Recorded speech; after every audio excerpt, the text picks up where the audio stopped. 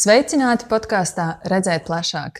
Es esmu Edīte Kaņepāja-Vanaga, pati esmu 3 jauniešu mamma, un jau kopš pašiem pirmsākumiem esmu projektā Glābējsilīte, un savā dzīvē esmu strādājusi ar jauniešiem runājot par veselību, attiecībām un dzīvi. Podkāsts Redzēt plašāk nav par glābējsilīti, bet tas ir par to, kā ieraudzīt, ja kādam ir grūti, kā palīdzēt, lai cilvēks nenonāktu līdz izšķirošiem lēmumiem, kā piemēram bērna atstāšana. Mēs runāsim par dzīvi, par tās grūtajiem brīžiem un kā viens otram mēs varam palīdzēt.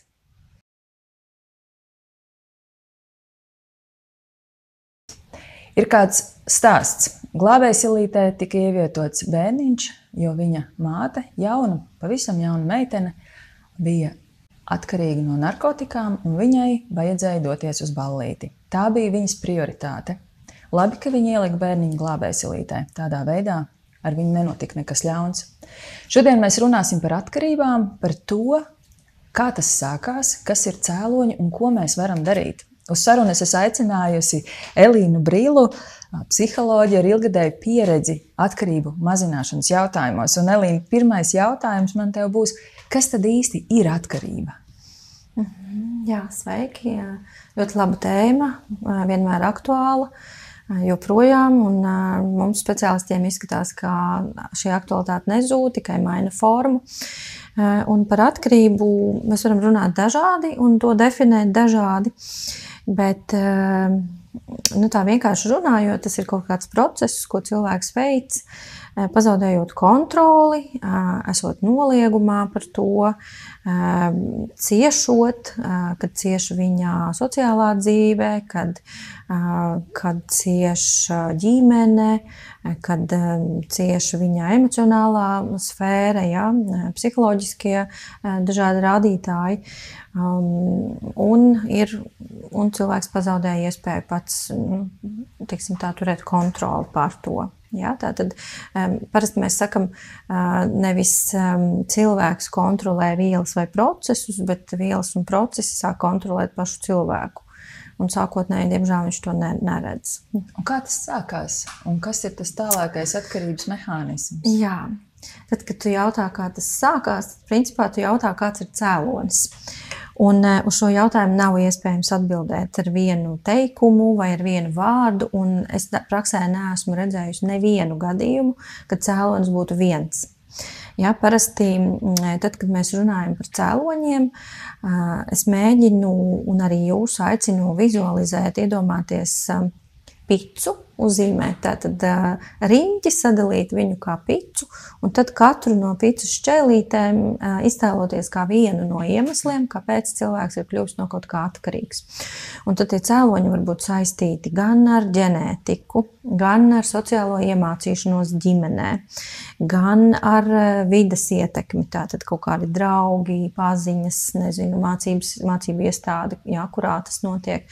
Tās var būt attiecību grūtības, tās var būt saslimšanas, tās var būt nepārvarētas krīzes, kaut kādi zaudējumi. Ja? Ļoti daudz iemeslu. Nav iespējams vienu nosaukt, un tad parasti mēs meklējam sadarbībā ar klientu šo cēloņu kombināciju, kas pie tā ir novedis. Un, varbūt šos cēloņus nav iespējams vairs atcelt vai kaut kā pārvarēt, bet tas vien, ka klientam veidojas izpratne par to, kāpēc ar viņu tā ir noticis, ir ļoti, ļoti palīdzoši. Ja? Un klienti ļoti bieži grib zināt, viņi nāk ar šo jautājumu, kāpēc manā ģimenē nevienam ar to nav problēma, bet man ir, kas ar mani nav kārtībā. Un ir ļoti profesionāli interesanti meklēt, un drusciņ tāds tā kā detektīva darbs, lai izzinātu, zīmētu schēmas, zīmētu ģimenes koku, dzīves līniju, dzīves gaitu, galvenos svarīgākos notikumus, gan labus, gan nepārāk, lai saprastu, kāpēc ir tā kā ir. Jā, jo ir dzirdēts bieži, ka var pat vienā reizē pamēģināt, bet vienam no tā izvērtīsies atkarība, un vienam nē. Jā, tāpēc, protams, atkarību mazināšanas praksē Arī ir kaut kādas vadlīnijas, pēc kurām tiek strādāts ar klientu. Tajā pašā laikā, ko mēs redzam, ka katrs gadījums ir ļoti, ļoti individuāls un kāds ļoti viegli padodas ārstēšanai vai atkarību mazināšanai. Un kāds to mēģina gadiem un nespēja pārvarēt. Ja? Tas ir ļoti individuāli noteikts, jā. Un saka, lūdzu, kādas atkarības ir visizplatītākās jauniešu vidū? Jā, šobrīd tas, ko mēs redzam praksē un dzirdam no kolēģiem, piemēram, izglītības iestādēs, ka, protams, prioritāra joprojām ir viedierīču atkarība, kur jaunieši pazūd uz daudzām stundām dienā. Bet no vienas puses gribas teikt, tas būtu tāds mazākais ļaunums, lai gan šī atkarība uzreiz ir saistīta ar daudziem citiem riskiem, piemēram, ar kritiskās domāšanas trūkumu, ar dažkārt pat līdz tam, kā jaunietis var tikt pakļauts, piemēram, cilvēktirdzniecības riskam vai nekritiskām vardarbīgām attiecībām un tam līdzīgi seksuālai vardarbībai, ja, un tam līdzīgi. Bet, protams, ka tās ir elektroniskās cigaretes arī, kas joprojām, neskatoties uz izmaiņām likumdošanā, ir ļoti redzama grūtība sevišķi izglītības iestādēs, un jaunieši izmanto dažādus rīkus, kurus pat policijai ir grūti kontrolēt, jā. Tātad, dažādas platformas, un, diemžēl, kas ir tā viena no mūsu pamatgrūtībām, ka mēs nevaram uzrādīt joprojām ticamus, vērā ņemamus pētījumus par sekām no elektronisko cigarešu izmantošanas, lietošanas, jā, jo tādu vienkārši pagaidām vēl nav. Jā. Tie pirmie signāli par kaut kādiem pētījumiem, par kaut kādām sekām, mēs nevaram teikt, ka tas ir kaut kas ilgtermiņā pētīts. Jā. Ko vēl mēs redzam, ka jauniešiem varbūt nav tik populāri lietot alkoholu un parastās cigaretes, bet pie iespējas jaunieši mēģina dažādas narkotiskās vielas, pie iespējas. Kā zināms, tās ir ļoti dažādas, jā, sākot no pavisam vienkāršām un arī salīdzinoši lētām un līdz pat ļoti dārgām narkotiskām vielām, kas visticamāk jauniešiem nav pieejamas, tīri finansiālu apsvērumu dēļ. Bet šis vecumposms, par kuru mēs runājam, pusaudzība un jaunieši, ir ļoti raksturīgs tieši ar bioloģiski noteiktiem procesiem. Šeit ir runa par smadzeņu attīstību, un es runāju tieši par smadzeņu priekšējās daivas nobriešanu vai, precīzāk sakot, vēl nepietiekamu nobriešanu, jo tā nobriest apmēram līdz 30 gadu vecumam, kas nozīmē, ka jaunieši ļoti viegli pakļaujas dažādiem riskantiem piedāvājumiem, iesaistās nekritiskās rīcībās un attiecībās un tam līdzīgi. Un parasti skolās uzrunājot jaunieši, es saku, jā, jūs esat šobrīd tādā vecumā, kad visticamāk jūs teiksiet jā kaut kam, kam jūs pēc 10 gadiem pilnīgi noteikti teiksiet nē. Un to vienkārši nosaka bioloģiski procesi. Protams, arī sociāli, jo šajā vecumā jauniešiem svarīgāk ir citi jaunieši, nevis pieaugušie vai vecāki. Un kas notiek ar cilvēku domāšanu, tad, ja viņš ir atkarīgs? Kas ir tas mehānisms, kas ir tas process, vai ir viegli pieņemt izvēles, kas mums ir noderīgas dzīvē? Vispirms man gribas teikt, ka nevienmēr cilvēki pietiekami apzinās un saprot par to, vai tā jau ir atkarība, vai tā ir vienkārši problemātiska uzvedība. Un visbiežāk, kad mēs runājam par jauniešiem, mēs runājam par problemātisku uzvedību. Tātad viņi eksperimentē, viņi ar kaut ko mēģina, viņi testē, viņi mēģina iekļauties, vai arī tieši otrādi mēģina sevi mierināt par nespēju iekļauties, vai par jebkādiem citiem procesiem savā dzīvē, kur kaut kas neizdodas. Un par atkarību mēs runājam tad, kad cilvēks nespēja kontrolēt to tieksmi. Ja, kad es saprotu, ka es gribu pārtraukt, piemēram, smēķēt, vai es gribu pārtraukt spēlēt kaut kādu video spēli, bet es to nespēju. Es vienkārši nespēju. Ja? Tad mēs runājam par atkarīgu uzvedību. Un kā mainās domāšana, atkarīga uzvedībā pilnīgi noteikti ietekmē tā saucamo atalgojumu sistēmu smadzenēs, tātad, kas piemīt mums visiem. Arī par to es vienmēr skolās ar jauniešiem runāju. Tas ir smadzeņu kopums, ļoti mazs, apmēram zirņa lielumā, kas nosaka to, ka mēs izjūtam prieku un gandarījumu par kaut ko, ko mēs piedzīvojam. Un tās var būt gan ļoti labas lietas, gan arī, diemžēl, kaut kādas negatīvi vērtējumas lietas, piemēram, vielu lietošana vai procesu veikšana.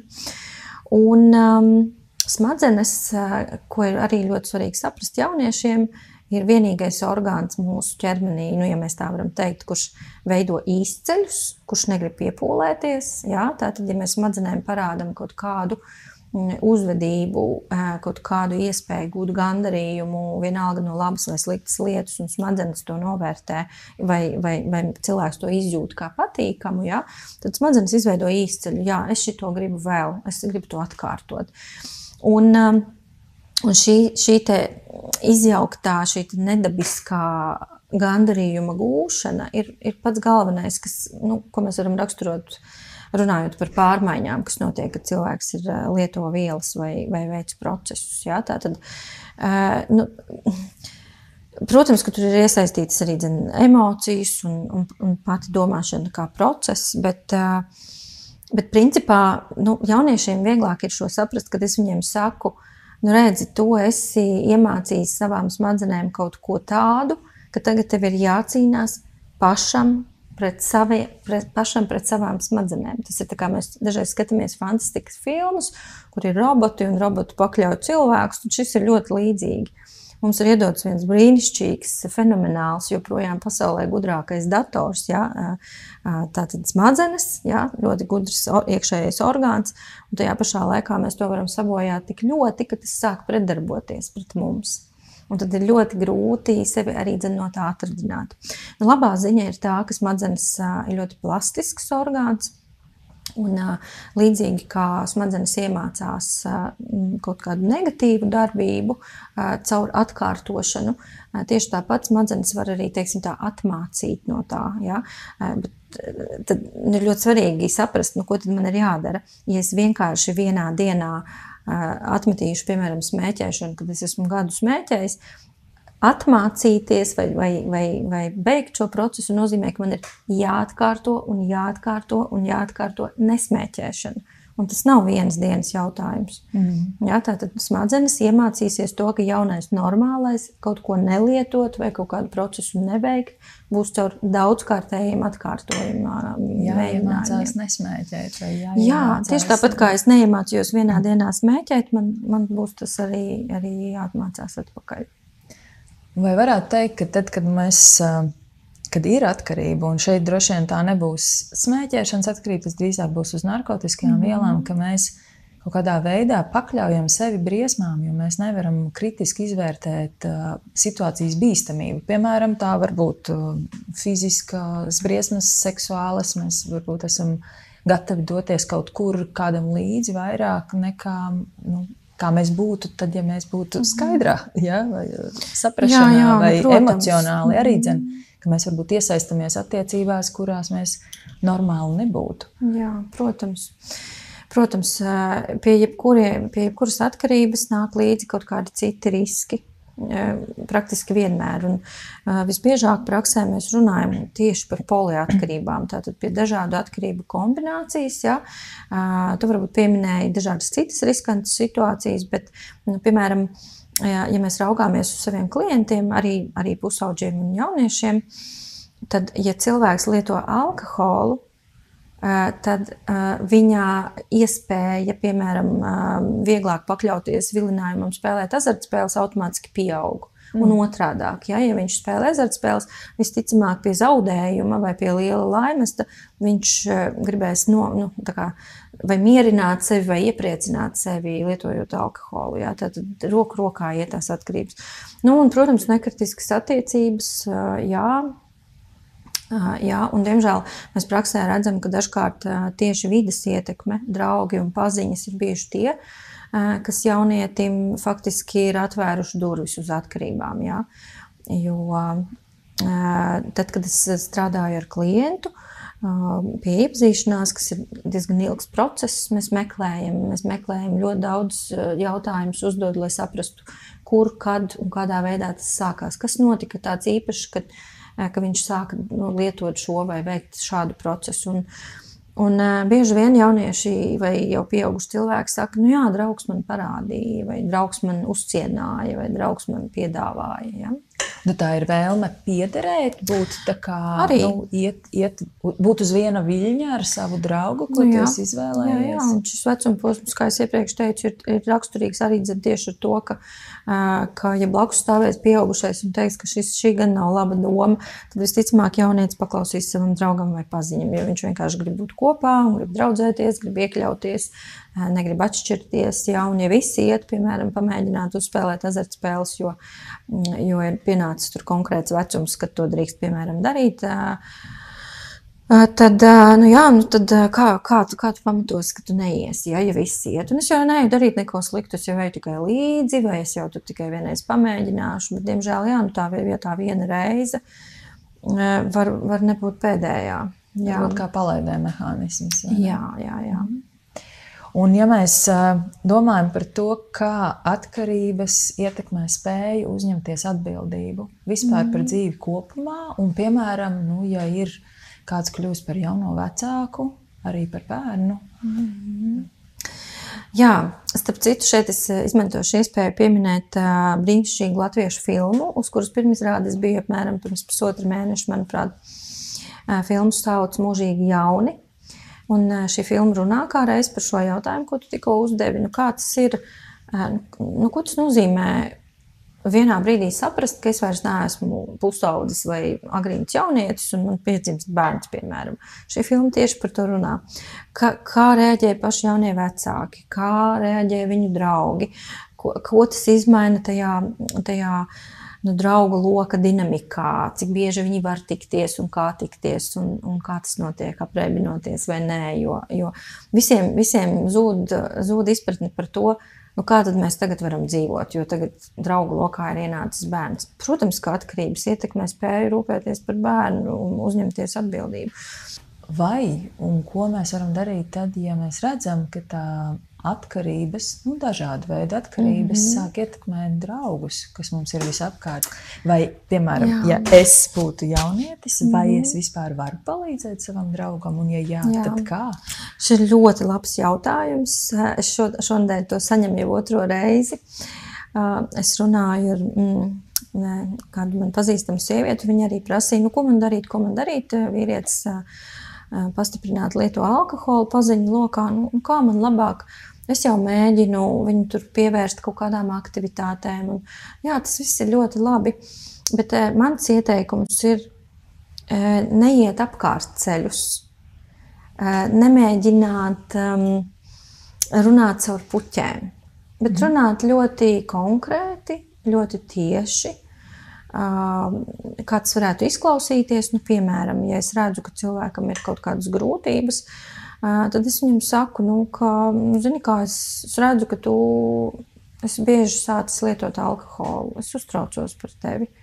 Ko tu pats domā par to, ka tagad tā sanāk tik bieži to darīt? Apmēram šādā veidā. Tātad šo jautājumu, ko mums darīt, mums uzdod ļoti bieži, un mēs sakam, jums nav nekas jāizdomā, šeit nav pareizu jautājumu. Jums ir jāmēģina būt tādam tā kā spogulim un vienkārši teikt, ko jūs redzat, dzirdat, jūtat vai saprotat.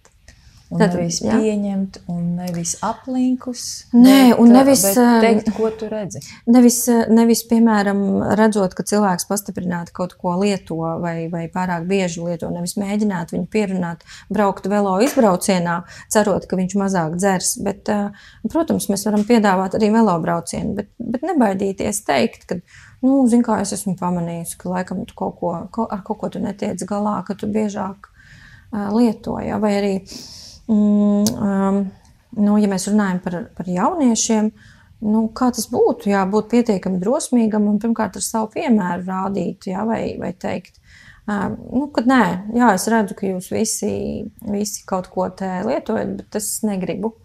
Man tāpat ir labi, es tāpat labi atpūšos, vai es esmu lasījusi par riskiem, vai tur, nezinu, manā ģimenē tā ir bijusi problēma, es noteikti sev tādu negribu. Un, kaut kā šādā veidā. Būt stipram iekšēji, vai ne? Ne tikai stipram, bet drosmīgam. Jo, manuprāt, tajā vecumā, un vispār jebkurā vecumā, mums pietrūks drosmes runāt par to, kas notiek. Un es, diemžēl, arī atceros savā dzīvē daudzas epizodus, kurā man būtu gribējies būt drosmīgākai, tiešākai, kaut ko teikt. Nevis ilgstoši iekšēji dusmoties vai pārdzīvot ilgstoši klusējot un mēģinot iet tos aplinkus ceļus vai, piemēram, izslēdzot cilvēku no savas dzīves. Reku viņš jau tur sācis baigi dzert, es negribu ar tādu draudzēties. Varbūt, ka patiesībā viena forša, godīga, drosmīga saruna būtu pastiprinājusi šīs draudzības saites, nevis tās izbeigusi. Un parasti, ja mēs cilvēku nenosodam, bet runājam par to, ko es redzu vai jūtu, cilvēki reaģē veselīgi. Ja es nesaku, tu dzer ļoti daudz, bet es redzu, ka tu bieži dzer, es uztraucos. Man liekas, tur vispār nav pamata dusmoties. Tur nav, jo tas ir fakts, es runāju par sevi, par to, ko es redzu, un runāju par savām sajūtām, ka man ir uztraukums. Un kā būt tajā brīdī, ja jaunietis pats saprot, ka šis ir stāsts par viņu, ka viņam ir šī te problemātiskā uzvedība, kas iespējams jau kļūst par atkarību vai jau ir atkarība no kaut kā. Vienalga, vai tās būtu video spēles vai narkotikas, bet... Kā rīkoties tajā brīdī? Man ļoti patīk manu kolēģu teiktais tā frāze, man jau es vairs neatceros, kurš ir autors, bet man patīk tā ideja par to, ka jaunietim vai bērnam pietiek ar vienu sakarīgu pieaugušo. Kas var viņam palīdzēt. Un principā tāds ir novēlējums. Atrast, ieraudzīt, nokļūt, uzdrošināties uzrunāt, dalīties ar kādu vienu sakarīgu pieaugušo. Un nevienmēr tam ir jābūt man zināmam pieaugušajam, tas varbūt man iepriekš nezināms speciālists, tas varbūt pat krīzes tālruņu speciālists, kas ir pieejams pat visu diennakti. Runāt par to, ko es jūtu, ko es domāju, man liekas, ka es esmu kļuvis atkarīgs, vai man ir grūti, vai man ir daudz konfliktu, jo man neļauj, nezinu, tur spēlēt tik bieži, bet es arī pats redzu, ka es spēlēju video spēles par biežu. Bet tavā jautājumā, diemžēl, ir iekļauta viena milzīga problēma, ka jaunieši un vispār cilvēki sākotnēji ir milzīgā noliegumā, kas nozīmē, ka tā stadija, kurā cilvēks jau pats atzīst, ka viņam ir problēma, tā jau absolūti nav pirmā. Un, lai līdz viņai nokļūtu, ir jāpārvar dažkārt pat gadi. Tāpēc es teiktu, ka mūsu līdzcilvēku atbildība ir milzīga. Tātad neizvairīties par to runāt, neizlikties, ka mēs to neredzam, jo mēs iespējams varam pātrināt to atvesaļošanās procesu. Vispār nonāk pie apziņas, ka kaut kāda grūtība jau ir iestājusies. Un ja mūs klausās kāds, kurš nodomā, ka gribētos paprasīt palīdzību, aprunāties ar kādu, bet tā kā nērti, tā kā kauns, tā kā bail.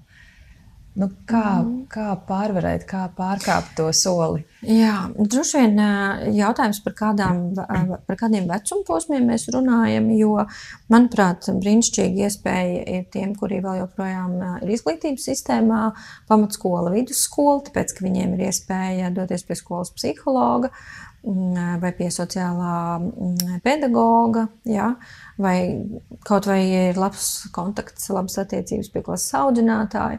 Grūtāk ir tiem jauniešiem, kuri ir jau beiguši mācības skolā, un, teiksim, tā ir sākusies lielā dzīve, bet vēl nav iedoti visi dzīvē nepieciešamie instrumenti. Un tāpēc arī šeit man gribas teikt, ka liela atbildība gulstas uz mums pieaugušajiem, kamēr bērns ir skolā, jo viņš ir tāds, es dažreiz jauniešiem saku, tā kā tāds terminators jānopako ar visādiem instrumentiem dzīvei, lai viņš zinātu, kam zvanīt, kur iet, ko darīt, ja?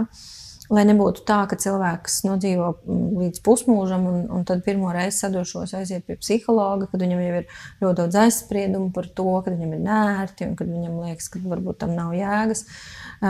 Es tiešām novēlu mums visiem nonākt līdz tam, lai sevišķi jauniešiem, lai psihologs būtu absolūti normāla lieta, lai katram būtu savs psihologs, kam var piezvanīt vai pie kur var aiziet aprunāties. Ne jau par šausmīgām traģēdijām, bet arī par kaut kādiem grūtiem brīžiem, par kaut kādām dilemmām. Jā. Bet ja mēs atgriežamies pie tā, kā jaunietis var palīdzēt jaunietim, tad tas ir vienkārši pateikt, ko es redzu. Pateikt vai aicināt uz kaut kādām sociāli pieņemamām aktivitātēm. Jā. Jā, ļoti interesanti. Vispār pasaule ir ļoti mainījusies pēdējos gados, jo tad, kad es biju pusaudze, nebija mobilo telefonu, iespēja uzzināt kaut kādu informāciju bija, tiešām, teiksim tā, no mutes mutē, cilvēks cilvēkam nodeva informāciju vai skolā, piemēram. Un es atceros, ka es nokļuvu vienā no pirmajām Latvijā esošajām jauniešu organizācijām, vienkārši nejauši vilcienā iepazīstoties ar kaut kādu puisi, kas bija organizācijā, un tas bija kolosāli. Šobrīd viņi svin, neatceros, 30 vai jau 40 gadu jubileju organizāciju, un es domāju, cik ļoti pasaule ir mainījusies, jo šobrīd viņi var šo vēsti par iespēju iekļauties organizācijā, izplatīt pa visu Latviju dažās minūtēs ar sociālajiem rīkiem, kā toreiz tāda iespēja nebija. Tātad mums pieaugušajiem pulcēt šos jauniešus un mēģināt caur viņu aktīvu darbošanos rādīt, kas ir tās iespējas, tā, lai viņi paši gribētu tur iekļauties. Jo šobrīd katrā pašvaldībā, kā zināms, ir jauniešu centri, tas ir obligāts pienākums pašvaldībai, cik man zināms. Un, ko mēs redzam, ka ir pašvaldības, kuras ļoti godprātīgi pret to izturas, ļoti nopietni. Ir, kur, teiksim, tā ķeksīša pēc, jā, ļoti skumji. Bet jaunieši ir nākamie pieaugušie, kuri veidos sabiedrību. Tāpēc, manuprāt, viegprātīgi izturēties pret to nevajadzētu. Droši vien, lai aizstātu kādu atkarību, tev ir vajadzīgs kaut kas cits, ko likt tur vietā. Jā, protams. Par to mēs arī vienmēr runājam ar klientiem, arī ar jauniešiem. Un es vienmēr mēģinu stundās skolā viņus par šo uzrunāt ar tādu diskusiju, ar tādu izzināšanu, ar tādu izmeklēšanu, ka ja mēs vienam jaunietim, kurš ir bijis daudzu stundu garumā katru dienu sēdējis pie video spēlēm, tad atkarīgs no viņām, ja mēs viņam to atņemsim, ko mēs viņam varam iedot vietā, jo tur paliks tukša vieta. Jā, tātad vienmēr jāpatur prātā, ka atkarīgā uzvedība, šī viela vai process, tas jau ne tikai atņem mums kaut ko, bet arī dod. Jā, tātad tas dod labas sajūtas, tas aizpilda laiku, tas iespējams veicina kaut kādu socializēšanos, jā, vienkārši tas notiek nepareizā veidā. Ja mēs to atņemsim, varbūt, kad jaunietis vispār paliks viens pats, mums uzreiz ir jāsaprot, ar ko mēs to varam aizpildīt. Un šeit man uzreiz gribas atgriezties pie tā, ko es teicu par atalgojumu sistēmu.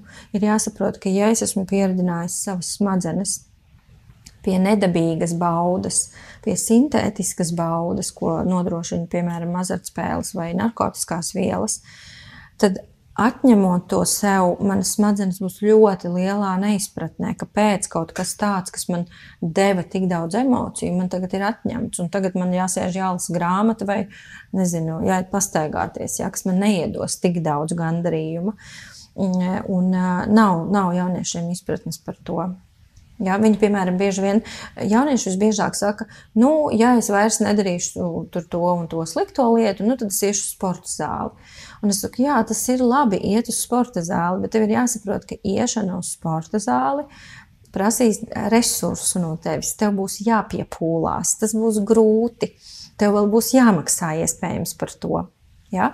Un ko darīs tavas smadzenes tajā brīdī? Viņas teiks, nē, izbeidz, labāk paliec mājās, ja? Vai tur labāk rekur uzpīpē mierīgi tur mājās neizējot. Ja?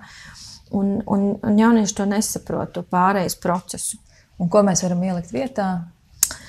Saprast, ka būs brīdi grūti. Saprast, ka būs, jā, izpratni, tieši tā. Un mēģināt piedāvāt sev dažādību, nevis tikai vienu lietu, bet dažādas lietas. Obligāti prast plānot laiku, kas ir vēl viena ļoti svarīga lieta.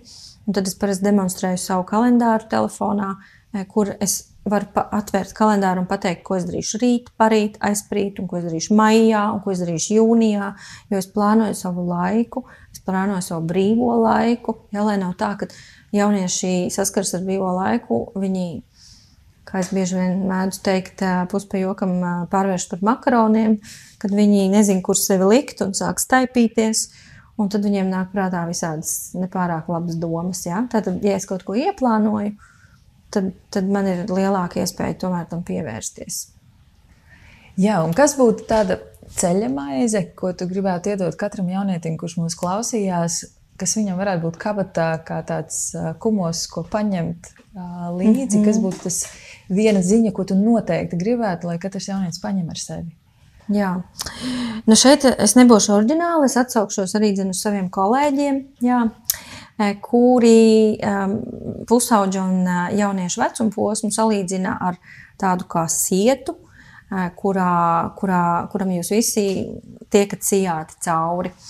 Un tā labā ziņa ir tā, ka lielākā daļa no jums veiksmīgi tiks cauri, bet būs kāds, kurš aizķersies. Ja? Un kurš no jums tas būs, mēs nezinām. Un tāpēc uzmanību ir jāpievērš jums visiem un jāmēģina uzrunāt jūs visus un visiem mazināt riskus. Jā, tāpēc mēs gadu no gada turpinam runāt ar jauniešiem un strādāt ar jums. Jā. Varbūt jums šķiet, ka mēs runājam ar vienu par to pašu tēmu un katru gadu nekas nemainās, bet patiesībā mēs vienkārši gribam panākt to, ka jūs veiksmīgi tiekat cauri tam vecumposmu sietam neaizķeroties. Jo aizķeršanās nozīmē gan atkarības, gan neplānotas grūtniecības, gan, piemēram, kaut kādi citi zaudējumi, kas var ievērojami samazināt jūsu iespējas nākotnē. Un atcerieties, ko es teicu arī sarunā, ka šobrīd jūs esat vecumā, kurā jūs sakat jā lietām, kurām jūs pēc 10 gadiem visticamāk teiksiet nē. Paldies, milzīgs, Elīna, un paldies tev, ka skatījies, paldies par tavu pacietību un atvērtību, un šis ir podkāsts Redzēt plašāk, lai ir iespēja paskatīties uz lietām, kas mums ir apkārt, varbūt mazliet savādāk, no mazliet cita leņķa. Un es aicinu tevi noskanēt QR kodu, kas ir šī video beigās, un atbildēt uz dažiem jautājumiem par šo tēmu, par kuru mēs runājām, par atkarībām.